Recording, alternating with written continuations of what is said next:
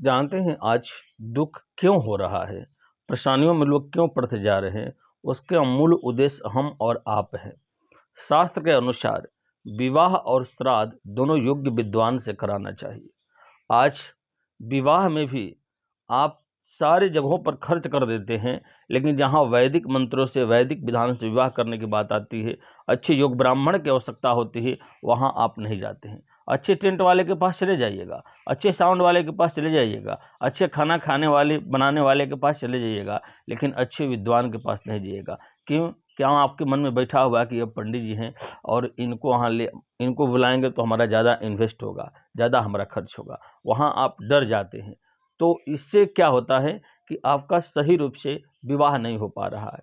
शास्त्रों के अनुसार विवाह जो है 8 प्रकार का होता है, लेकिन जो ब्रह्म विवाह, जो ब्राह्मणों के द्वारा, भाई बांधवों के द्वारा सूर्य चंद्रमा आदि को साक्षी मानकर जो विवाह किया जाता है, वो सर्वोत्तम माना जाता है, उसे ही ब्रह्म विवाह कहते हैं। तो अनगिनत जगह भक्षा भक्ष आभक्ष आदि कार्यों में आप पैसा इन्वेस्ट कर रहे हैं, खर्च कर रहे हैं, वहाँ थोड़ी नहीं सोच रहे हैं, लेकिन जहाँ से आपकी जीवन की शुरुआत होने वाली है, जहाँ से आप गृहस्थ आश्रम में प्रवेश करने के लिए जा रहे हैं, जहाँ आपको ब्राह्मणों की आवश्यकता है, सही कार्य की आवश्यकता है, वहाँ आप अच्छे विद्वान को नहीं बुलाते हैं। परिणाम क्या होता है? लोग सुसाइड करने लगते हैं, अपने आप में जो है अनेक परेशानियों में पड़े रहते हैं, पति पत्नी में हमेशा विवाद बना रहता है, माहौल घर का बेकार हो जाता है। वह समस्या सबसे पहला। दूसरा, श्राद्ध पक्ष का मैंने बताया ना कि विवाह और श्राद्ध योग्य विद्वान से कराना चाहिए। श्राद्ध कराने के लिए भी लोग सोचते हैं चलो कोई पंडित जी आ गए, तेरे ही में जो है इनका श्राद्ध करा दे। नहीं, श्राद्ध अगर सही रूप से किया जाए तो व्यक्ति वो जीवात्मा का मुक्ति हो जाता है। वो व्यक्ति न भूत योनि में जाता है, न प्रेत योनि में जाता है, न पितर योनि में जाता है, वो व्यक्ति की मुक्ति हो जाती है।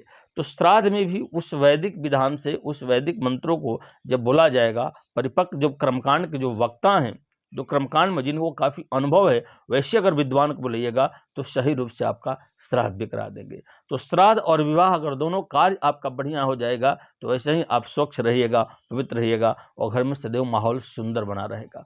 तो ये दोनों कार्य आप ध्यान दीजिए। और जगह भले थोड़ी सी कमी हो जाए, लेकिन विवाह में योग्य ब्राह्मण को बुलाइए और श्राद्ध में भी योग्य ब्राह्मण से श्राद्ध को करवाइए। देखिए आपका जीवन कितना उज्जवल होता है, कितना मंगलमय होता है। बहुत बहुत धन्यवाद। हमारी जानकारी अच्छी लगी हो तो इस वीडियो को और भी लोगों तक पहुंचाइए, ताकि जो परेशानी में भी लोग हैं उस समस्या से निजात मिले और हम और आप इसमें सुधार करने की आवश्यकता है। बहुत बहुत धन्यवाद। नारायण।